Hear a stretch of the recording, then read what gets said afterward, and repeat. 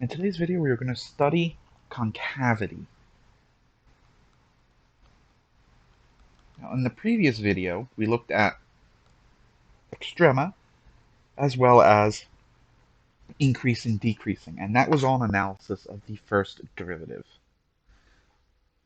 Concavity is an analysis of the second derivative. We are also in this video going to look at what's known as the second derivative test to test for maximum and minimum. When dealing with concavity, there are two basic shapes. We have what's known as concave up and concave down.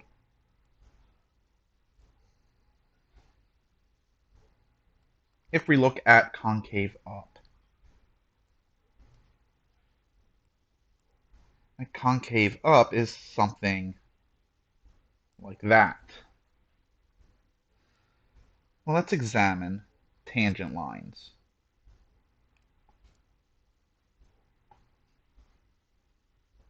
We'll have that tangent line, right? This. You have a zero tangent line. We'll have something like that. Possibly something like that. Notice, though, what's happening. The slopes of the tangent lines are increasing.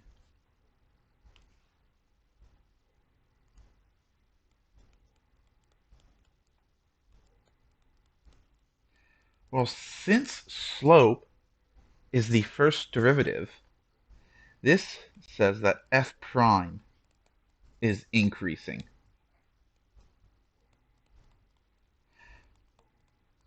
So concave up is when the derivative is increasing. We would expect then that concave down be the opposite. Let's do this, right? This is concave down. Again, we're going to draw several tangent lines. We're going to have a zero tangent line there. Right, we could have something like that. Something like that. Notice that, indeed, look at these slopes. The slopes are decreasing. This means that f prime is decreasing. Then this leads us to our formal definition of concavity.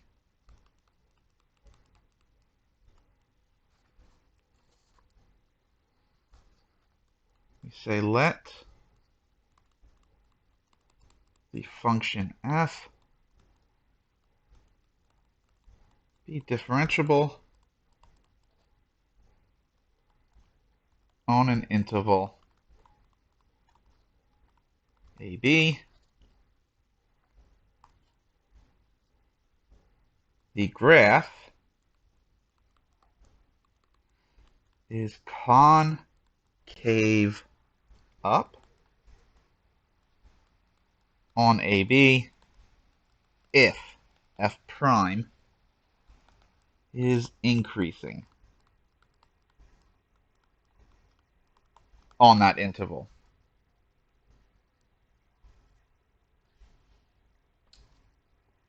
The graph is concave down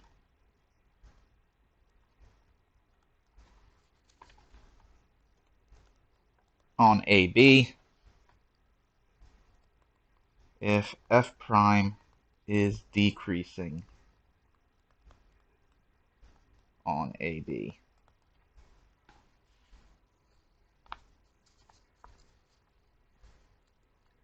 Another way to analyze this is to take a look, and we notice that when it's concave up, the graph lies totally above the tangent lines. Versus concave down, the graph lies totally below the tangent lines. Now, as we've seen, concavity is determined by the increasing or decreasing of f prime. Since f prime is a function, we can apply the techniques of the previous video to test where f prime is increasing. So this leads us to our test for concavity. If f double prime of x is greater than 0, for every value of x in AB, then f prime of x is increasing over AB, which would mean that the graph of f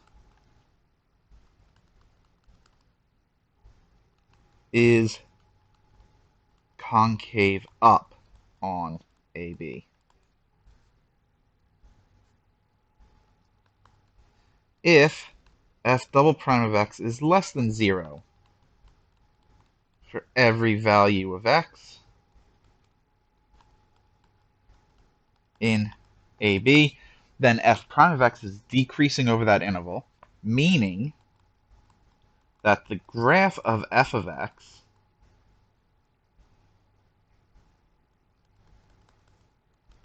is concave down on that interval AB.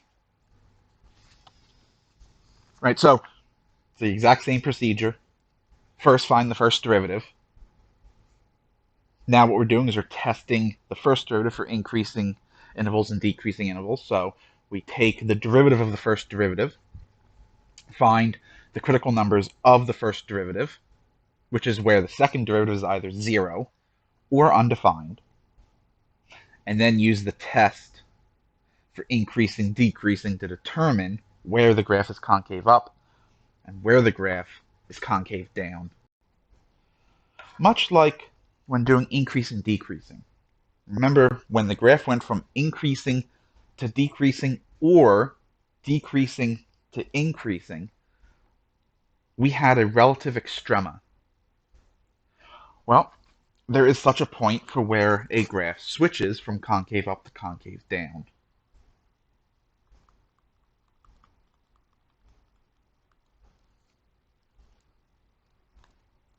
A point on the graph of a continuous function f of x, where the tangent line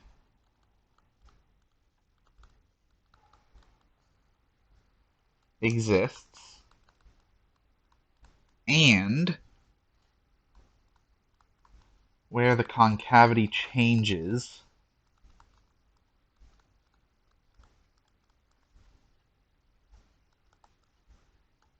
is called a point of inflection, or simply an inflection point.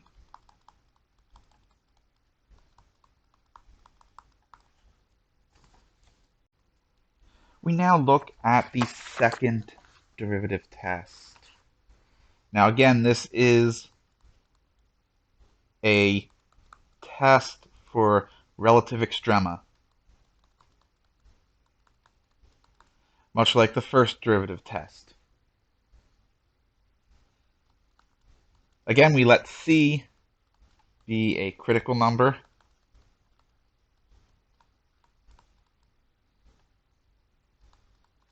of the function f of x, 1. If f double prime of c is less than 0, then f of c is a local or relative maximum. If f double prime of c is greater than 0, then f of c is a local minimum.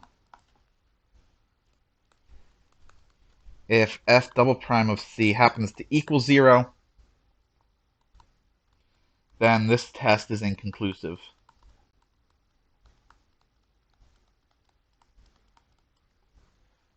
Note that this does not mean that f of c is neither a maximum nor a minimum. It just means the second derivative test doesn't tell us. We then have to turn to the first derivative test to determine it.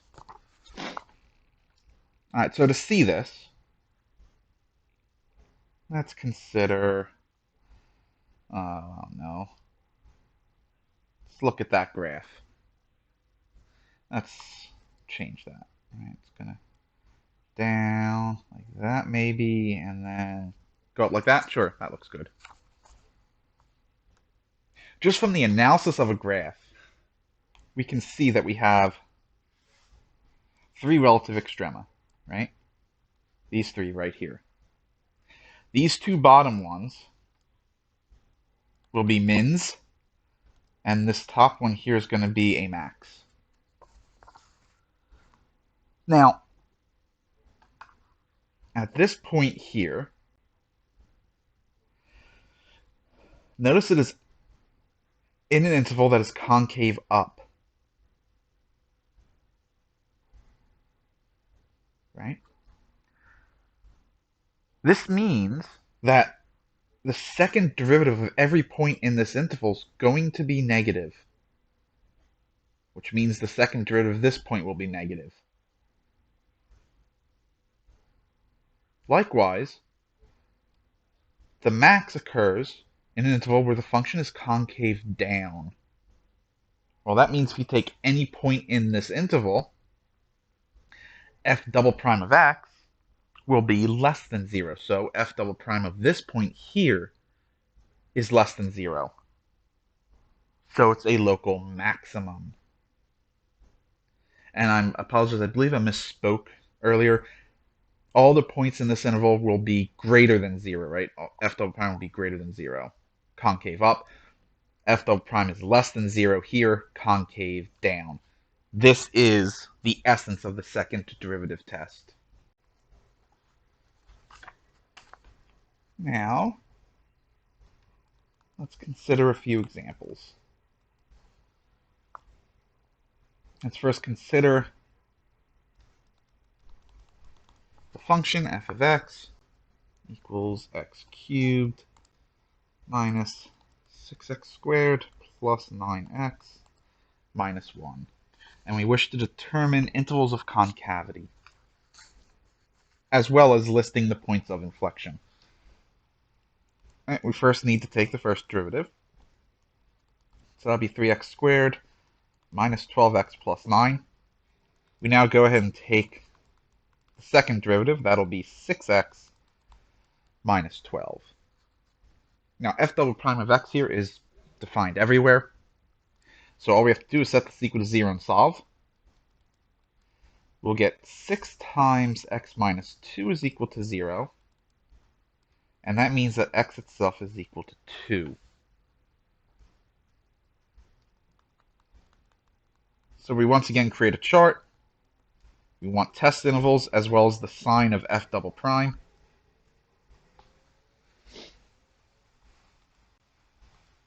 So the first interval will be negative infinity to 2.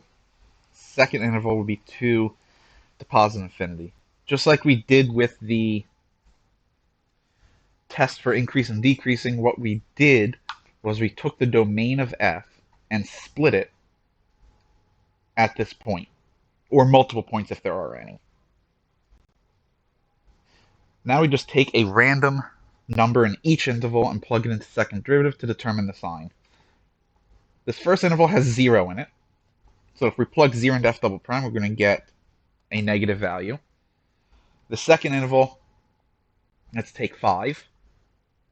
If we plug it into f double prime, we're going to get a positive value. This means that f is concave up over the interval 2 to infinity. It is concave down over negative infinity to 2. And since it is switching concavity, that is f double prime switched signs at 2, we have a point of inflection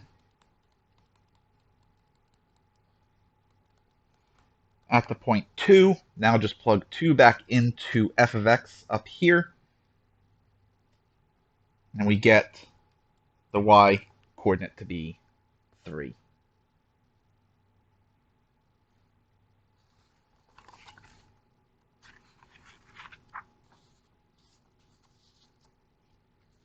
Let's now consider the function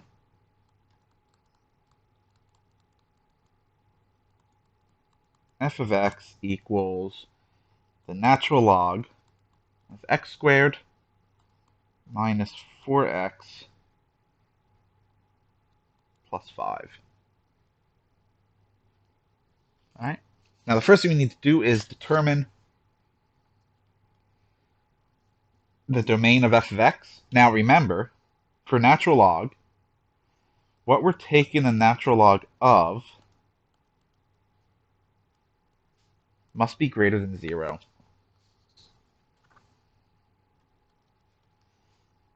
Solving this,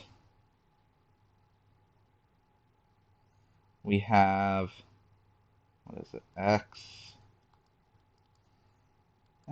factors of 5. Uh-oh. That's not going to work. That can't be factored. All right, so we have to use quadratic formula. Negative b plus or minus the square root of b squared minus 4ac all over 2a. This means x has no solution. This is never 0, so it's either going to be strictly positive or strictly negative. Take any value, plug in 0, we get positive. So the domain here is all real numbers.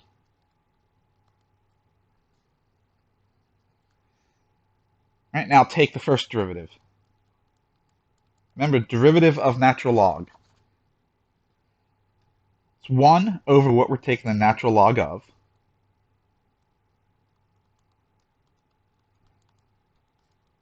times the derivative of what we're taking the natural log of. That's the chain rule. In this case, it'll be 2x minus 4. So there is our first derivative. We now need to take the second derivative. This is going to be a quotient rule. Right?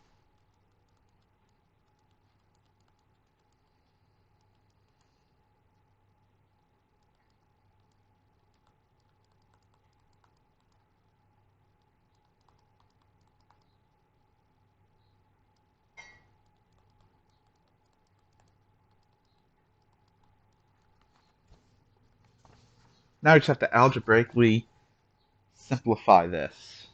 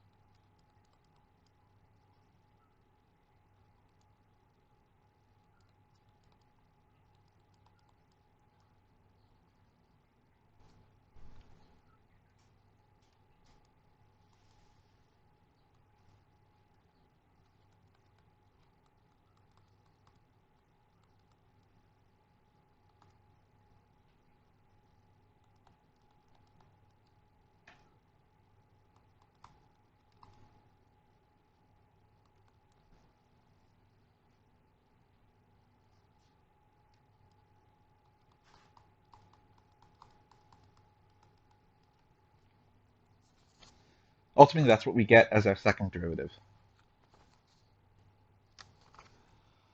Now, if we take a look at this, f double prime of x would be undefined when the denominator is 0. But we already saw up here that the denominator is never going to be 0. So it's defined everywhere. So what we do is we now set this equal to 0. This means that negative 2x squared plus 8x minus 6 would equal 0. Divide everything by negative 2.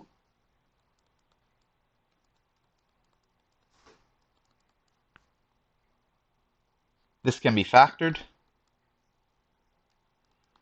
X minus 1 times x minus 3. So we get two solutions here. We get x is equal to 1 or x is equal to 3.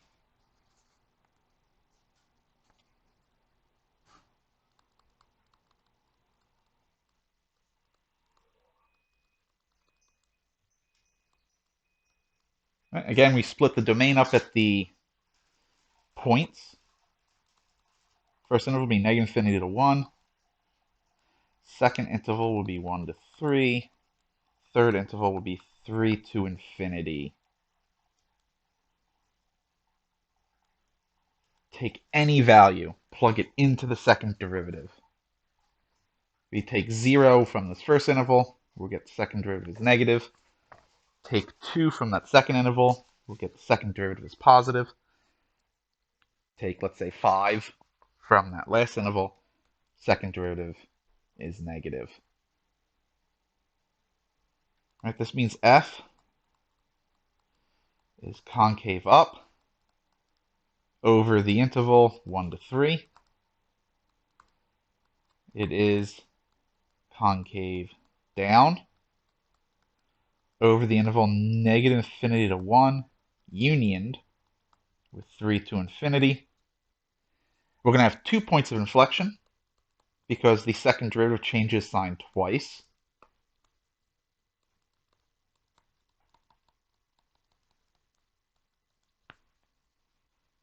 Changes first at x equals 1. Plug 1 back into f. We get natural log of 2. And it's going to change again at 3. This also gives us natural log of 2.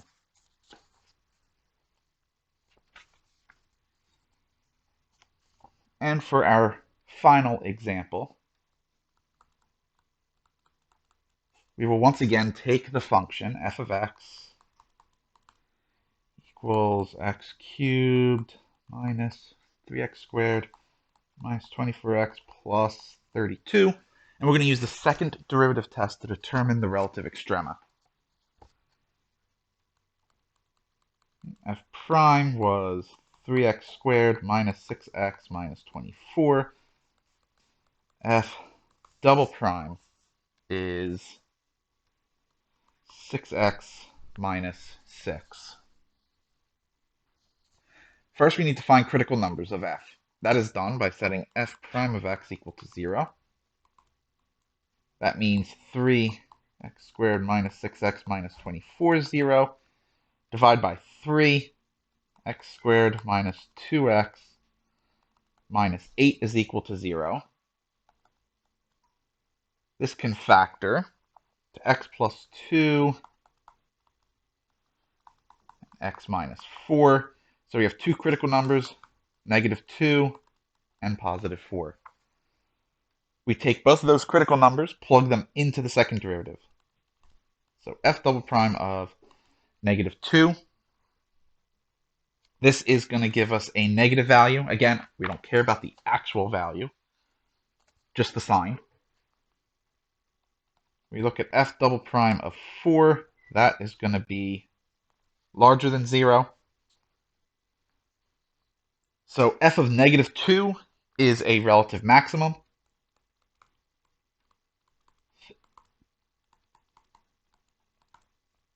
Plug negative 2 back into f, and we get 60. F of 4 will be our relative min. We plug 4 in, we'll get negative 48. That concludes our look at concavity. In the next video of this series, we are going to put the last two lessons together to study how to sketch curves of a function without the aid of technology. So I will see you all in the next one.